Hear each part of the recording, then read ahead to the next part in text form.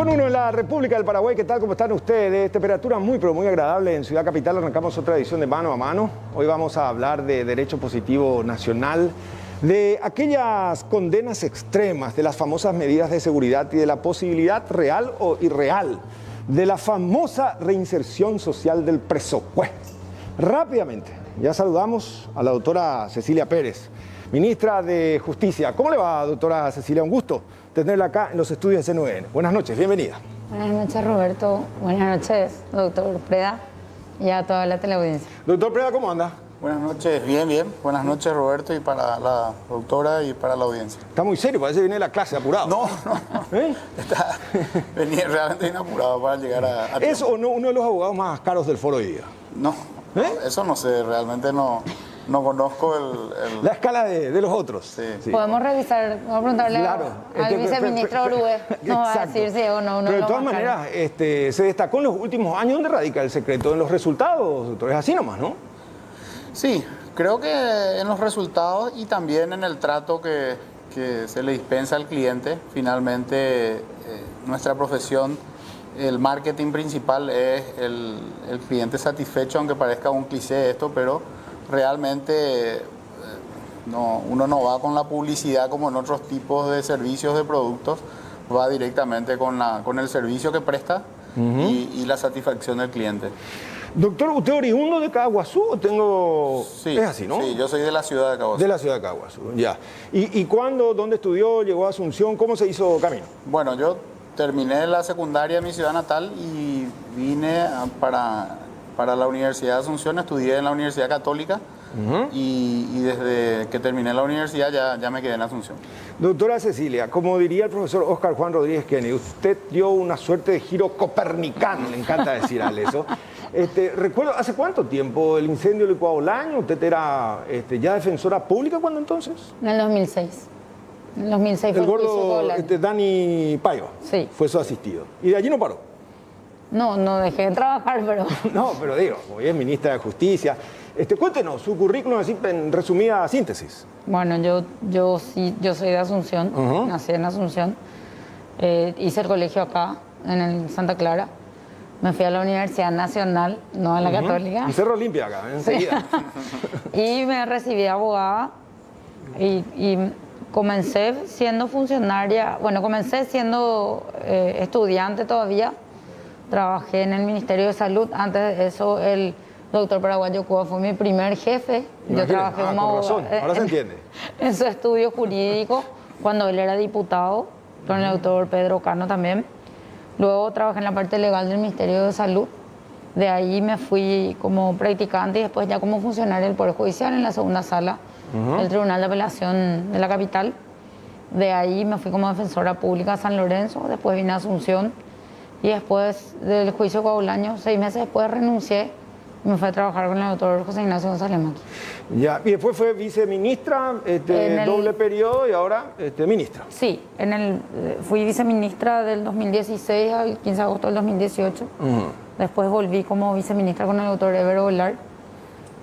Y bueno, y después, cuando él renunció, me convertí en ministra. Bueno, sin dudas, después de todo cuanto se dio con Bruno Marabel, anteriormente también con Trote, una década atrás con Arroyo Folle, ¿qué son? ¿Cómo hay que entender en términos profanos, sencillos, doctor Preda, las famosas medidas de seguridad? ¿Para qué se dice 30, después 10? Muchos confundimos, son 40, ¿no? Las matemáticas había sido que mienten en el derecho penal. ¿Es así o no? Hay que interpretar de esa manera.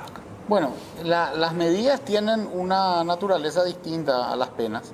Las penas se fundan en el reproche, en la reprochabilidad del sujeto, es decir, en su capacidad de comprender que lo que está haciendo está mal.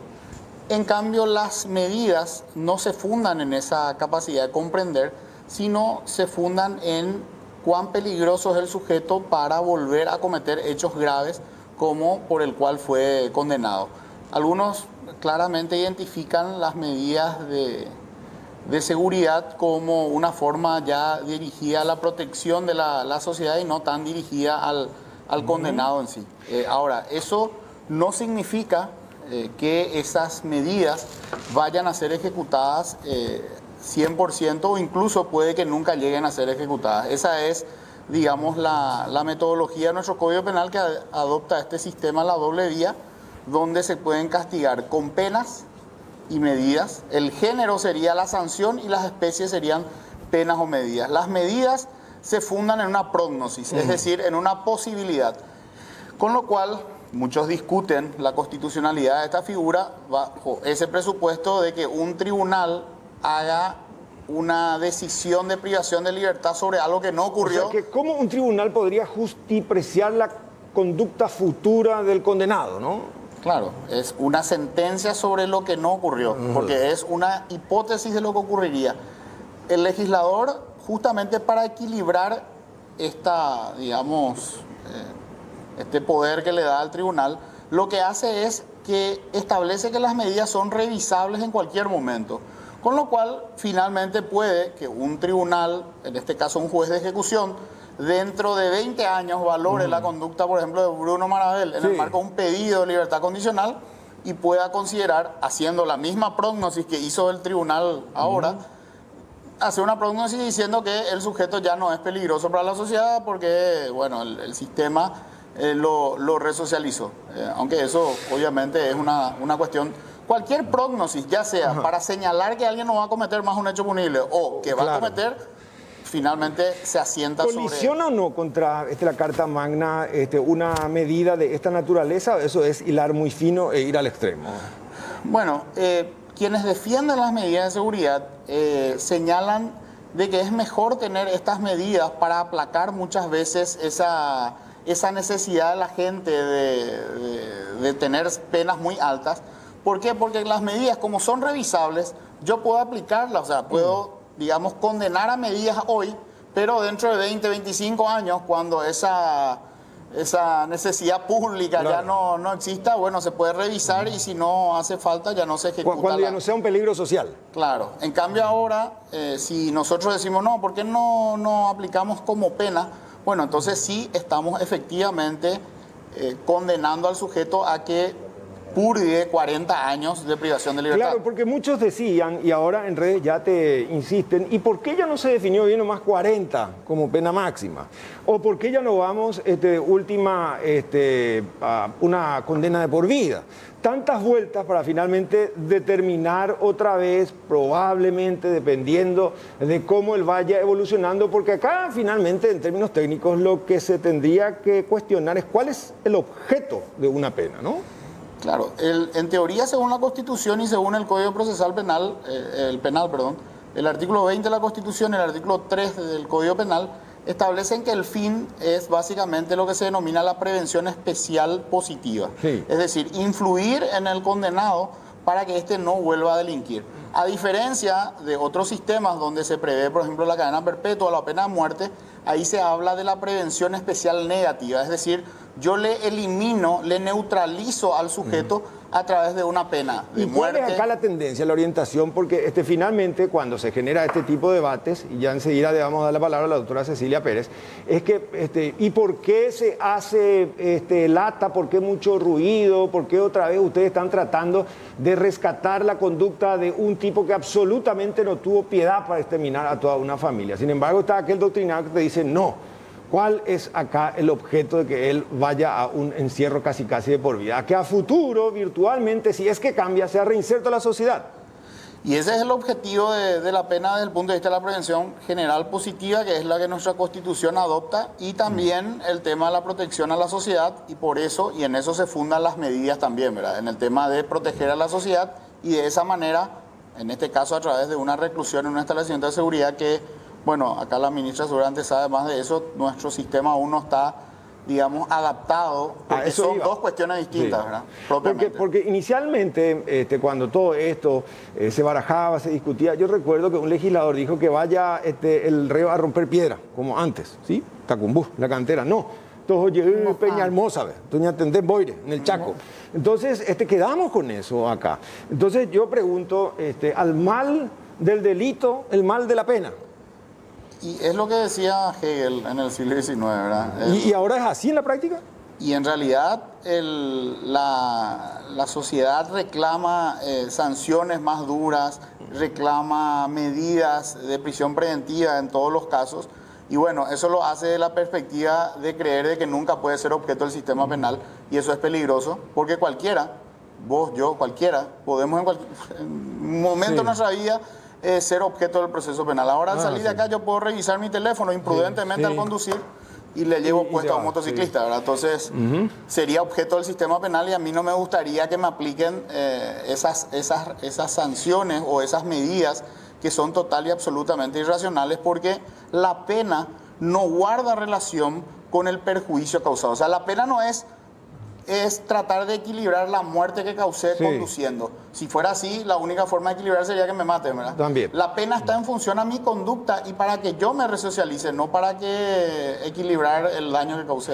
Doctora, ¿por qué movió la cabeza cuando se dice? Es muy avanzada la legislación, en doctrina, en teoría, el papel aguanta todo, están las letras, pero en la práctica cada vez, me animo a decir, se complica más y más la vida del reo bajo encierro, ¿o no?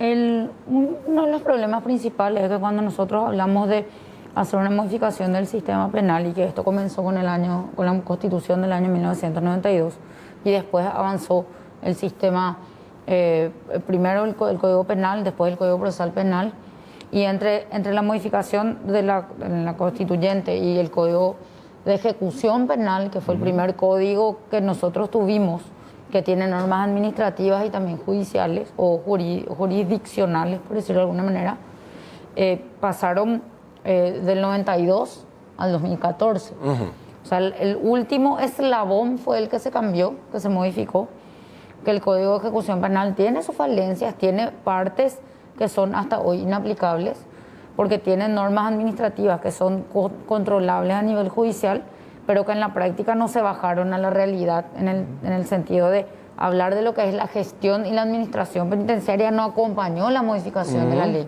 Hasta hoy en día nosotros todavía tenemos la dificultad de que inclusive actores del sistema de justicia entiendan que hay normas de la ley 210/70 que fueron modificadas por el Código de Ejecución Penal, porque están legislando la misma cosa. Vale decir entonces que diseñamos una pista de carrera para Fórmula 1, pero corremos con escarabajos. No sé si corremos con escarabajos, pero hay una parte del sistema que no se atendió debidamente, y cuando se atendió hay un desfasaje entre lo que es la ley y lo que es la realidad. ¿Y eso no es atentar contra el derecho, si es que vale el concepto del reo? Eso es por un lado, claro que sí, categóricamente. ¿No? Solamente eso, nosotros tenemos un montón de falencias, y cuando nosotros hablamos, y esto muchas veces molesta, pero cuando nosotros hablamos son años y años de no haber atendido eso, porque no es lo ideal que un gobierno está aplaudiendo construir nuevas cárceles. Pero no hubiese sido aplaudir por nuevas fábricas. Claro, pero es la necesidad.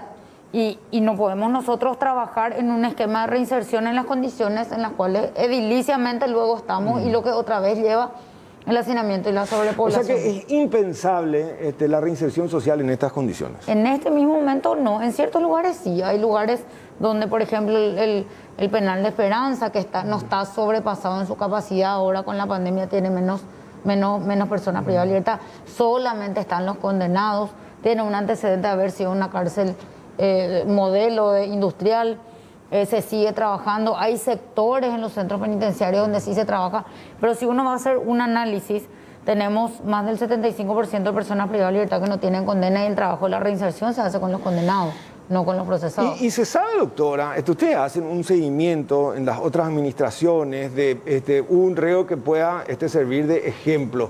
Compurgó su pena, hoy él se reinsertó, fue otra vez al calor de la familia, aprendió un oficio, él es electricista, puede trabajar, abrió su taller mecánico. ¿Se sabe o todo es cuento? No, tenemos casos, pero no podemos decir claro. El 20% se reinsertó. O sea, hablar de esos números es excesivo. Tampoco podemos hablar de números reales de reincidencia, porque nosotros tenemos que ser científicos en ese aspecto, y si vamos a hablar de reincidencia no es lo mismo que reingreso. Para analizar la reincidencia, por lo menos tienen que estar dentro de la misma familia de hecho punible.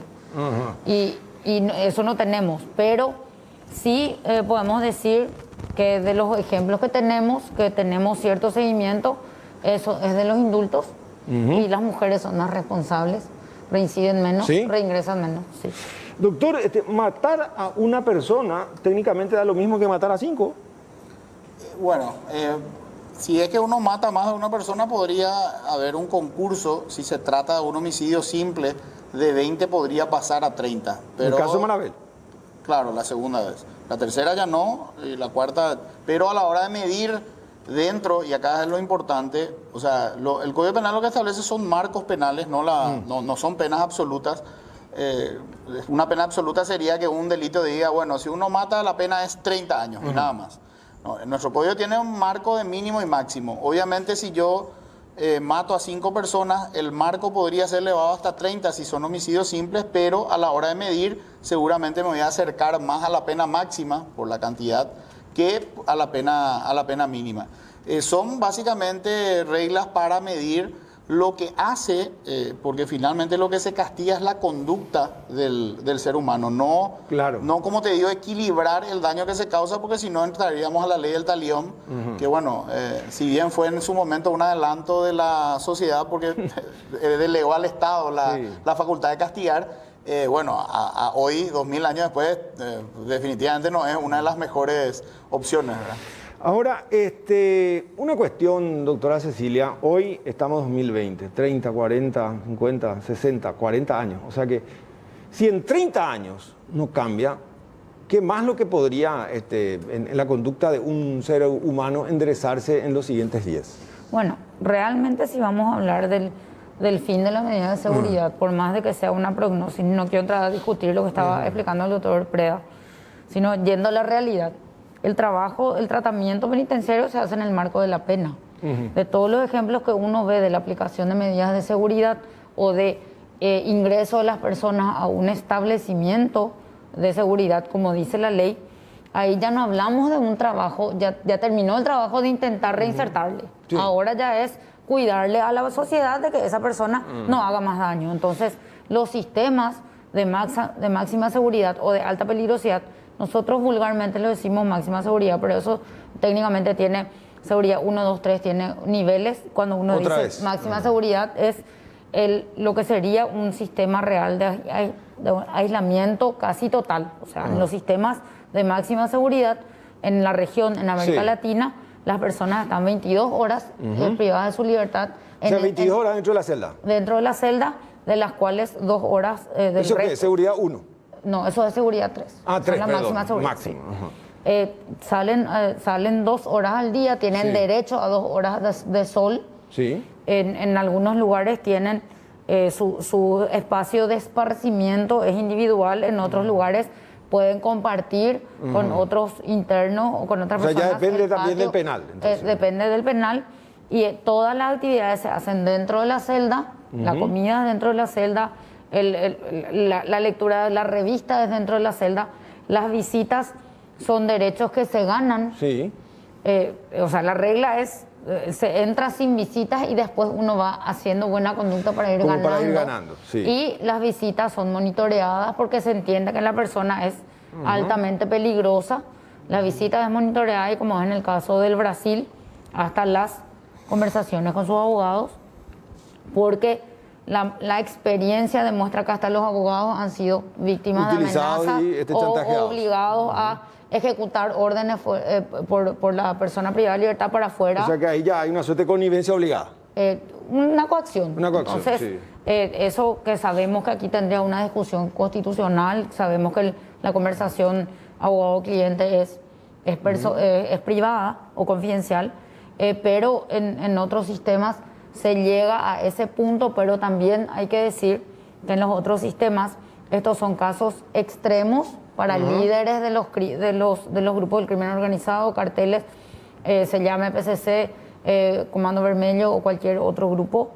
Es importante señalar que para nosotros esos grupos son 1, 2 o 3, pero en el Brasil tienen 32 facciones que están peleando absolutamente. Por los espacios. Es otra de la realidad que también acá, de repente también ya tenemos una realidad tangible en ese sentido. A la vuelta de la pausa, quiero seguir conversando de las famosas medidas socioeducativas. O sea que el que va condenado de por sí es un muerto civil y sin posibilidades que a futuro, y me animo entonces a decir que hay mucha hipocresía en eso, sostener, no, vamos a trabajar para que él virtualmente que pasen 15 años y él pueda retornar. Y otra cosa, el preso Marcante Bahí en Paraguay, ¿verdad? Se presenta y dice, yo soy un electricista profesional, permiso, no, yo soy peluquero, y vos le mirás así todo raro. Entonces también cuando nosotros decimos, pobre, sin embargo cuando le toca a uno de cerca, ahí como que cambia la percepción, eso que usted decía, doctor. El doctor Encina Marín siempre decía, en el fondo de cada ser humano duerme un criminal y uno nunca sabe cuándo se puede despertar.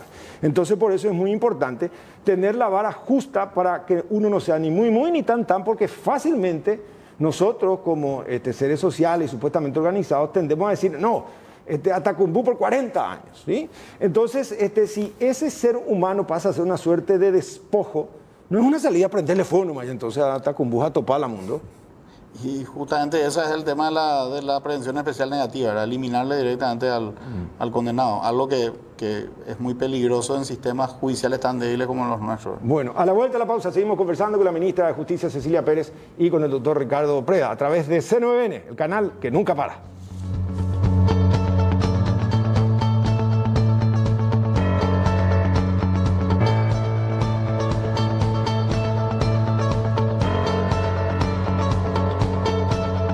Bueno, doctora Cecilia Pérez, para un poco un respiro a toda la parte doctrinaria, se encendió la audiencia.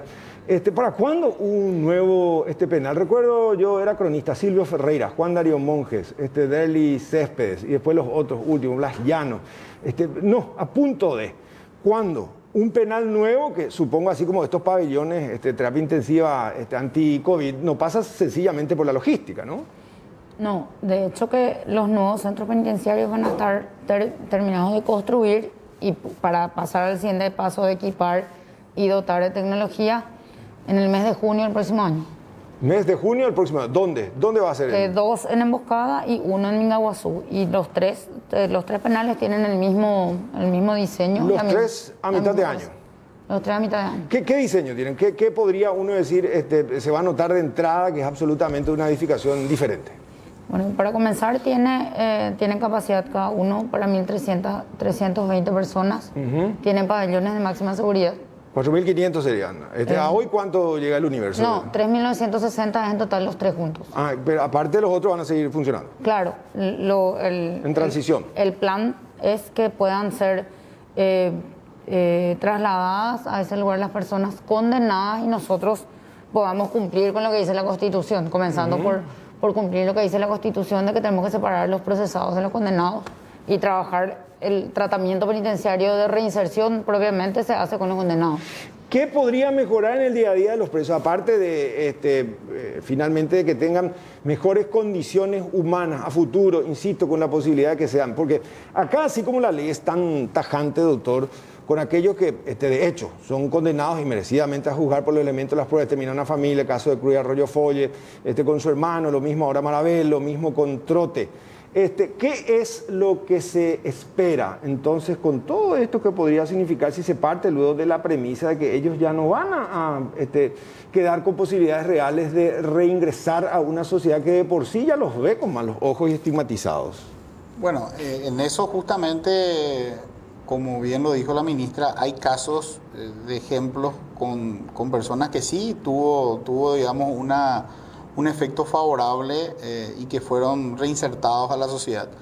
Yo creo que viene también parte de lo que debería ser una política de gobierno, no solamente en la ejecución de las penas, sino qué posibilidades se le da a una persona que compurgó, por ejemplo, una pena, que exista algún tipo de incentivo al sector privado para que contrate personas que han cumplido una pena y que dentro del penal han adquirido una profesión o un oficio. Y que estos puedan de alguna manera el sector privado tener como una opción contratarlos y bajo ese contrato tener algún tipo de beneficio por ello, ¿verdad? Sin tampoco eso entrar a digamos intervenir de una manera en la competencia de las personas que no cometieron un hecho punible y eso se puede ver a través de, no sé si el Ministerio de Justicia tiene un proyecto al respecto, pero podrían ser a través de ciertas exenciones tributarias, por ejemplo, si yo Una contrato... alianza estratégica con los empresarios. ¿Hay Claro, algún o sea, proyecto? tener, por ejemplo, algún tipo de disminución de impuestos o, por ejemplo, de aumento de... Si yo con una persona que compurgó una pena, lo contrato en mi empresa, que su sueldo pueda yo deducirlo en un 50% más de mi impuesto a la renta empresarial, por ejemplo. Ahora no Por hay ningún darle proyecto de esa naturaleza, doctora Cecilia. Bueno, nosotras, dentro de toda la situación crítica que tenemos, el postpenitenciario es también una situación de debilidad. Y lo que más funciona, no solamente por el efecto que tiene el tratamiento penitenciario, sino porque en el postpenitenciario no hay tantas restricciones ante eso, es la producción. Nosotros tenemos un pensamiento de que el sector privado tiene que involucrarse y contratar, ¿verdad? Pero eso realmente es casi imposible, a menos que sean empresas que tienen cápsulas de producción dentro de los penales donde miran o tienen un enfoque de que esa persona que ya aprendió a trabajar en esa empresa o producir lo que esa empresa vende. Que no hay ahora, ¿o hay? Sí hay. En Ciudad del Este hay una empresa que se llama Fujikura Automotive, que hace el cableado de los automóviles. Inclusive tiene una auditoría internacional y ellos tienen una cápsula de producción en el penal. ¿Es la única? De la forma en que funciona Fujikura, sí es la única, porque esas personas salen del sistema y si ellas quieren continuar, son bienvenidas en la empresa sin ningún tipo de cuestionamiento, y ahí sí funciona propiamente lo que nosotros conocemos como el postpenitenciario, porque se le trata de la misma manera una vez que están en libertad, adquieren todas las mismas condiciones que otros. Y ya prolongan nomás su Y tienen contrato. un enfoque, claro, y tienen un enfoque empresarial de multinacional, de que si ya invirtieron dinero en capacitar a esa persona, ¿por qué esperarían contratar a otra con la que tienen que volver a invertir? Ahora, digo, porque acá me están preguntando, de hecho, un tratamiento especial y la ley contempla medidas drásticas para reos de esta naturaleza. También hay un tratamiento especial en el penal, no sé, asistencia psicológica, psiquiátrica, o todo eso queda ahí como que postergado y virtualmente que sí que no. No, realmente hoy la situación de los organismos técnicos criminológicos, que son los que hacen los informes, se limitan más bien a un diagnóstico de la situación en el momento en el cual, porque no hay una capacidad para hacer un seguimiento. Y sí es importante hacer una aclaración sobre esta mesa en esta discusión. No es igual tratarle a una persona que hurtó una gallina, por dar un ejemplo, porque sabemos que hay personas que están presas porque hurtaron pomelo, que el mismo tratamiento que le vas a dar a una persona que tiene 30 años de condena más 10 de medida de seguridad. El perfil es totalmente diferente y el enfoque también tiene que ser totalmente diferente. Hoy es muy difícil trabajar todos mezclados con procesados y condenados. Doctor, es muy difícil, seguramente tiene que ser un especialista en psicología, no sé, forense, un psiquiatra, pero ¿cómo se puede de alguna manera ir identificando casos de esta naturaleza? Porque Marabel, por ejemplo, parecía un niño bueno, sociable, trabajador, 18, 19 años. Yo creo que es algo que se reclama, siempre veo por los medios, por ustedes y por las redes también, que se reclama el tema de la salud mental de nuestra población. Yo creo que deberían tal vez socializarse más tips para reconocer este tipo de personas, sin hablar de Bruno Marabel, porque obviamente no lo conozco ni conozco los detalles, ¿verdad? Pero yo siempre, o sea, con algunos amigos siempre decimos, en Paraguay no hay asesinos en series como uno ve en las películas. Claro. En realidad no es que no hay asesinos en serie, yo creo que no se investigan nomás. Porque acá eso así como todas las investigaciones de tonto, ¿no? Porque todas las investigaciones son aisladas en realidad. No, yo no creo que no existan asesinos en serie. Yo creo que acá nomás las investigaciones son aisladas y nadie, o sea, la Policía Nacional no está entrenada ni tiene tampoco los recursos para hacer una investigación de un sujeto que mata si no está vinculado a otro homicidio anterior o si no hay personas desaparecidas que puedan tener. Pero de todas maneras, gracias a Dios todavía no. Tuvimos antecedentes de una persona que entre a acribillar niños en una escuela, por ejemplo, ¿no? Y bueno, claro, ese tipo de sucesos no, pero el tema de los asesinos en serie en Estados Unidos, que no son los que cometen este tipo de atentados, sino aquellos que matan, no muchos de una vez, sino muchos en varias veces, incluso en años. Claro. Y no se descubrieron nomás. Hasta que se descubren, ¿verdad? Acá yo creo que la investigación está muy aislada, es decir, se investiga un homicidio y solamente ya se para cuando se determina quién es el culpable de ese homicidio y no se analiza si esa persona... Probablemente hay, pero no. Claro, quedó pueden ahí. haber. Ahora, el tema es que, por ejemplo, los profesores tengan tips. Yo desconozco, porque obviamente no es mi ámbito. Por Yo eso. simplemente sugiero Pero desde la no hay. perspectiva de un lego. O sea que yo recuerdo, es muy difícil. Antes, por ejemplo, se decía el lombrosiano, que quedó ya en la historia, ¿verdad? Pero se supone que... Pero el que tiene tendencia a la violencia familiar, sí. Sí, hay una por lo descripción menos así, ahora, científica, técnica. Por lo menos ahora, de lo que se descubre en un proceso, porque acá también hay que tener mucho cuidado en hablar de salud mental, de psicopatías o de algún tipo, porque entonces no estamos hablando de una condena a una pena privativa de libertad, sino a una Claro, medida de internación, sí. y es otro el esquema sí. a aquel que desarrolla un trastorno mental durante su reclusión como consecuencia de la reclusión y no que el hecho se cometió como consecuencia del trastorno Claro. mental. Porque nosotros queremos decir mucho, pues este está loco, Sí. o este es peligroso, pues De remate. tenemos que llevarle al psiquiatra. Pero cuidado con eso, porque vamos a pasar a quitarle el derecho al Estado a aplicarle una sanción penal y terminar por una medida Pero eso no de es entonces internación. generalizar nomás. ¿Y si fuese así? En el caso, yo doy el ejemplo porque me tocó cuando litigaba casos extremos de violencia familiar, que tienen un trastorno de la personalidad que no necesariamente es un trastorno mental. Y ahí no entramos necesariamente a comprobar que la persona tiene que es un psicópata, pero sí que es una persona peligrosa por el trastorno de la personalidad que tienen todos los violentos agresivos, que también los hay mujeres, ¿verdad? Menos cantidad, pero los hay también. Bueno, acá la audiencia que participa, apreda, por favor, si hay una investigación tipo CSI, así como vemos en la televisión. Criminal Minds. Es difícil, ¿no? Bueno, te voy a contar mi experiencia cuando aún estaba en el Ministerio Público y participé con muchos entrenamientos con agentes federales americanos.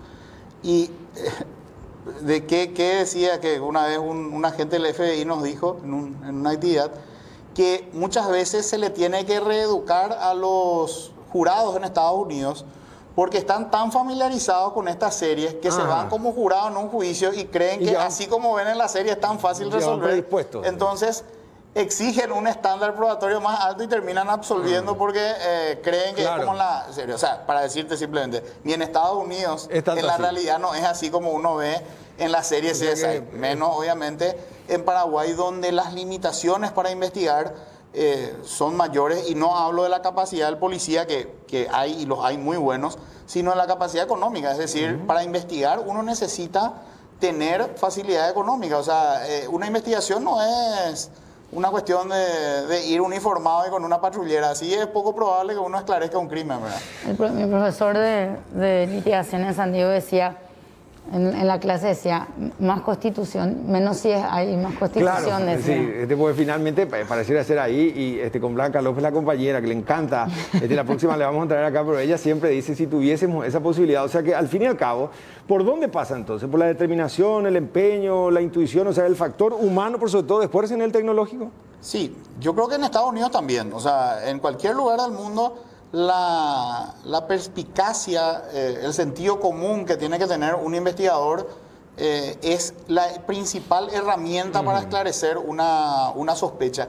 Y también el conocimiento de su ámbito. Por eso, por ejemplo, cuando se le traslada mucho a un policía, yo creo que se conspira, sabemos que bajo la sospecha que puede... Pero cuando se le traslada demasiado, nunca termina conociendo el lugar donde se desempeñan las funciones, y eso hace más difícil muchas veces policía esclarecer. de tu barrio, de tu ciudad. Claro, el conocer a la gente hace que genere confianza, y que cuando la policía le genera confianza a los vecinos son más colaborativos en cuanto a dar información que cuando no le conocen, por ejemplo, a alguien. Y aparte hay otras muchas cuestiones como la interrelación de datos en nuestro país. Yo creo que ahora hay un proyecto importante de que los datos, imagínense ustedes que antes ni siquiera aduanas con tributación estaban conectados. O sea, tributación no podía saber si el contribuyente A cuánto importó, por ejemplo. tenía que pedirlo oficialmente a aduanas que le pasen la Claro, información imagínate. y no directamente ellos Sí. poder acceder. Y a ese- fácilmente aduana podía trucar también, ¿verdad? Porque Sí, era pero muy igual, difícil. aunque no truque, pero el tiempo que te demora pedir un Sí. informe a otra institución, o sea, eso conspira contra cualquier investigación. Doctora. Sin embargo, sí, yo quiero hacer mención de ciertas conductas de importante componente de peligrosidad y que sí tiene que ver con un nivel bastante de acción agresiva, Sí. que es la pertenencia a grupos del crimen organizado. A eso iba. Eso podemos conversar a la vuelta de la pausa. Siempre. Primero, la mafia enquistada. O sea que, ¿es cierto que hay directores de Tacumbú que absolutamente salieron ricos? No sé, ¿Y el de ahora por qué se fue? por riesgo personal, por nosotros le quitamos por protección. ¿Por protección a él? A ver. ¿Y el que viene ahora que es Massinger? Bueno, no es más señal, ¿verdad? Pero sí, las últimas intervenciones generaron una situación de tensión hacia la dirección. O sea que un capítulo aparte cuando hablamos del reo común, corriente, el criollo paraguayo asesino y estas células de delincuentes transnacionales, ¿no? Porque grupos muy bien organizados, ¿solamente Brasil o podemos meterle a la Argentina y Bolivia también? Sí, pero los problemas que hoy tiene Argentina y Bolivia son importados de Brasil. Ah, está. O sea, Brasil sería como, bueno, a la vuelta de la pausa, seguimos haciendo mano a mano.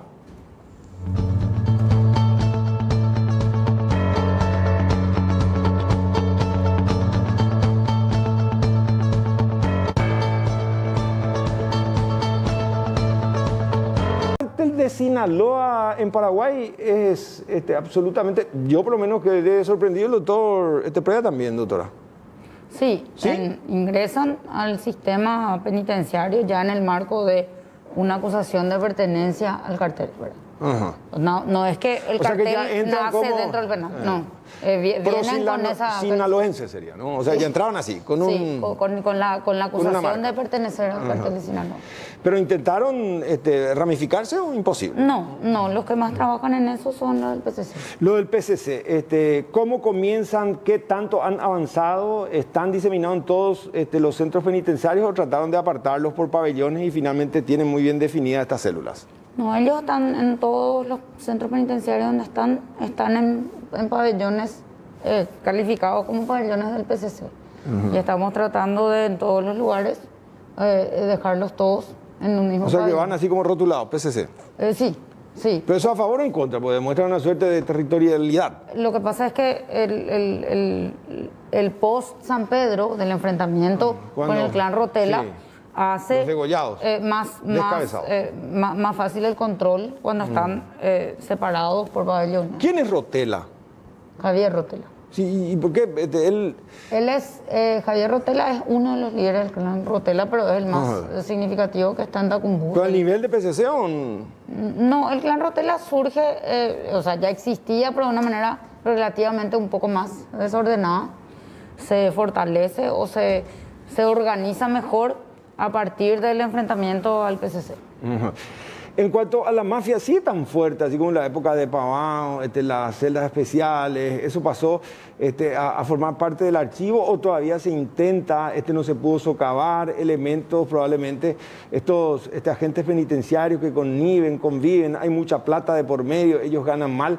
¿Por dónde encarar y por qué fue tan molestosa su inicial gestión y ahora pareciera ser que se está encontrando un punto de equilibrio?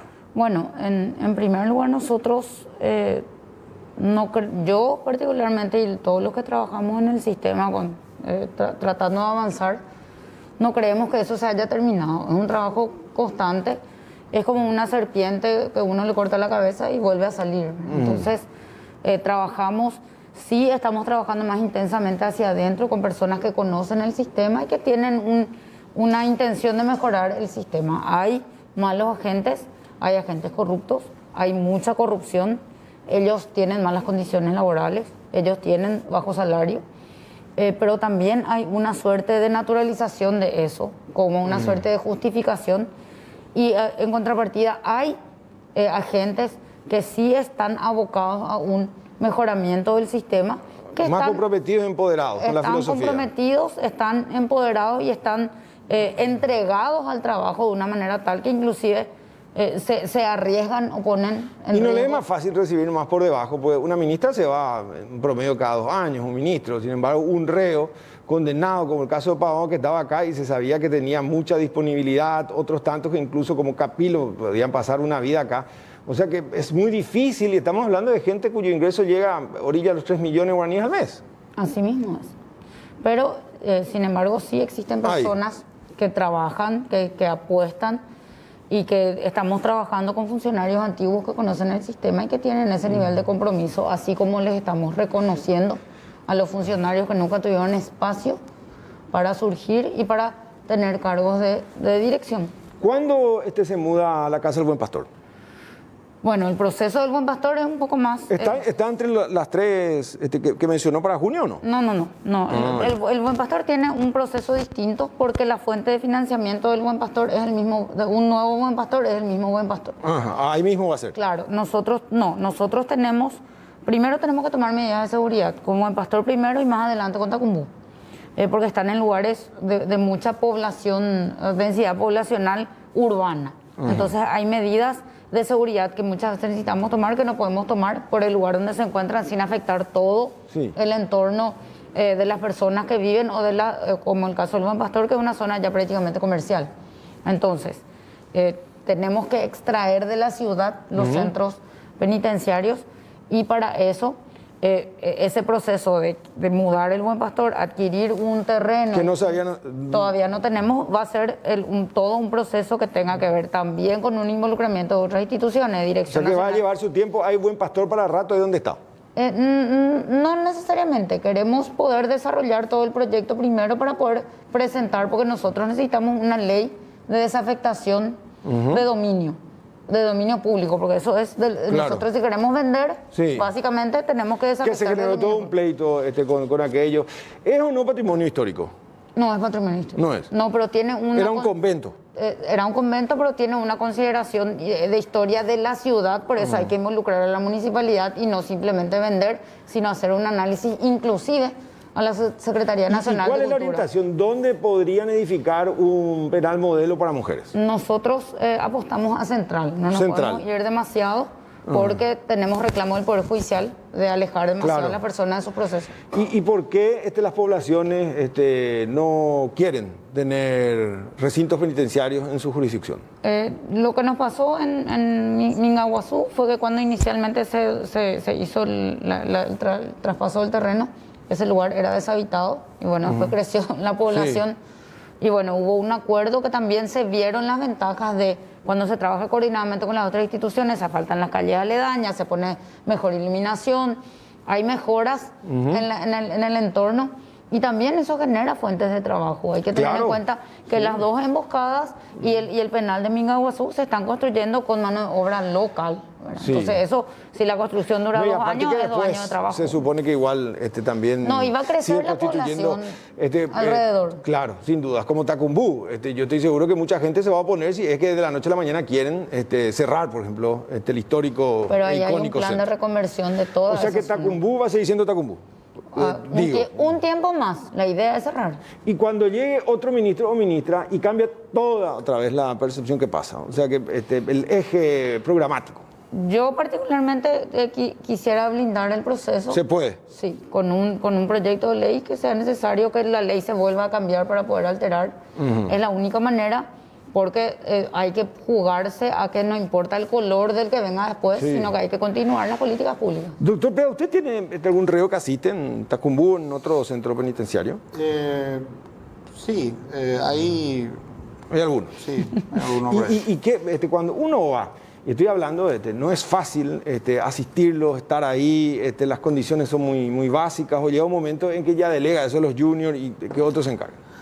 Bueno, a mí particularmente como estudiante me tocó ir varias veces a Tacumbú porque tenía una materia llamada consultorio jurídico. Y hay que estar ahí. Lo que no éramos funcionarios del Poder Judicial teníamos que llevar la defensa. Y en algún momento me tocó ya como abogado visitarle, no fue mi cliente, al hermano de una apreciada amiga y fui hasta la parte que se llama creo que Pabellón Libertad o algo así. Y realmente es muy extraño que uno deba cruzar por donde están los presos. O sea, yo creo que solamente en Paraguay... una suerte de Jurassic Park, pero en versión humana, por sí, eso. pero uno cruza por entre sí. los internos. internos. Sí. Y le tiene que pagar a una persona que opera de... Y una vez me sorprendió... El llamador. Llamado. Sí, pero él te acompaña para que no te molesten. Claro. Y depende, por lo visto, Llamador y custodio. custodio. Pero por lo visto tienen un rango, porque una vez me tocó... O sea, la vez que fui me tocó entrar con uno y al salir con otro. Y con el que entré, todo el mundo se me acercaba a pedirme mi dinero. Y cuando salí con otro, que por lo visto era muy respetado. Un poco más caro. No, nadie se acercaba cuando yo venía con este... O sea, hay una suerte de... Una suerte de rotelita habrá sido. Sí, yo recuerdo, y es el que llama, y este es un 5.000 tíos, después el famoso corralito. ¿Qué pasó con la granja, doctora? ¿La granja? ¿Cuál de las granjas? Acá. No, la granja que está detrás de Tacumú. Sí. Sí. Y hay otra en Emboscada. Y se le dio, sin duda, una arista más sociable. Probablemente aquellos que mejor se portan van ahí, o hay que pagar. ¿Cuál es el sentido que se le da? Es una etapa de la ejecución de la pena. Es un establecimiento semiabierto donde se aplica un Para los que se régimen de portaron mejor, ya, en todo el tiempo que transcurre. Y deben estar ahí por orden judicial. Ajá. No, pero por orden judicial, ¿qué contempla qué? Y cuando uno cumple ciertos requisitos, a partir y se eleva el informe. de la mitad de la condena, tuvo que haber estado en un pabellón de autodisciplina, tuvo que haber pasado por lo menos por Claro, la por salida filtros. transitoria, Sí. y después para ser O beneficiado. sea que con no el es que por régimen contacto, por lo que sea, es muy difícil. Por lo menos los jueces de ejecución, con ellos nosotros trabajamos bastante bien con respecto a eso. Aparte de la granja, ¿cuál sería otro pabellón que relativamente se acerque a los estándares de normalidad, entre comillas? Las dos granjas, la que están emboscadas, y esta granja que está detrás de Tacumbú, y el lugar Nueva Oportunidad que está detrás del Buen Pastor, que es para mujeres. Estas congregaciones que trabajan, ¿hacen el servicio, la asistencia a través de un acuerdo con el ministerio o no? Sí, por lo menos con la administración, sí, todas ¿Y las qué iglesias. condicionan? Y generalmente ellos asumen la administración de un pabellón en el sentido de seleccionar los perfiles de las personas que ingresan, y ellos establecen un O sea, estándar. se reservan ese derecho de admisión. Pero establecen un estándar de conducta y de, por supuesto, involucramiento con el aspecto misticismo, espiritual. claro. Sí. Y hay que decir, independientemente de la religión, son los que mejor trabajan. Claro, o sea que eso es cierto, sin duda un componente, por allí el ser humano también se vuelve mucho más reflexivo, son momentos muy especiales para el que quiera tomar como opción, es muy válida, ¿no? Sí. Al fin y al cabo. Doctor Preda, ¿qué cambiaría si usted fuese legislador, o qué propuesta podría plantear para nuestro complicado sistema penal? Bueno, es muy difícil. Yo creo que más que la cuestión de leyes, en realidad habría que ver más en la ejecución de ellas. Es decir, habría que invertir más en los recursos humanos que en las disposiciones abstractas que son las leyes. Yo creo que las leyes en Paraguay no son malas, pero sí tenemos un serio problema de recursos humanos, y eso creo que tiene su base principal en la universidad, ¿verdad? O sea, si la universidad no cambia, difícilmente cambie también el sistema de justicia, porque el sistema de justicia se nutre de la oferta de lo que lanzan las universidades. ¿Hay mala formación de los abogados? Yo creo que sí, bastante. ¿Y eso en qué complica? Y complica en que esos abogados después son jueces, son fiscales y también son abogados, ¿verdad? Claro. ¿Por qué digo también son abogados? Sí. Porque muchas veces hay buenas decisiones judiciales o buenas decisiones de los fiscales, y esas decisiones son atacadas por abogados tal vez que no tengan la formación suficiente para comprender, y hace que el sistema se debilite, porque ese juez después ya no quiere tomar buenas decisiones, quiere tomar las decisiones que son populares nomás y no las buenas ni las O sea correctas. que si la cantera no genera buenos jugadores, entonces finalmente no tenés ni buen defensor, mucho menos buen delantero, y probablemente director técnico también, porque los jugadores apuestan a esa alternativa y nada, ¿verdad? Claro. ¿Y hace cuánto tiempo se viene con eso considerado como una suerte de déficit? Si haces una retrospectiva, porque anteriormente se decía que hasta los ministros de corte eran mucho mejores que los que están ahora. Yo creo que también es por el volumen, es decir... Se masificó. Claro, se masificó. Si hablamos hace 50 años, seguramente había mucho menos magistrados, o sea, se requería menos magistrados, menos fiscales, de unos 10 o 20 años a esta parte se requieren muchos más, y también las universidades lanzan muchos más profesionales al mercado.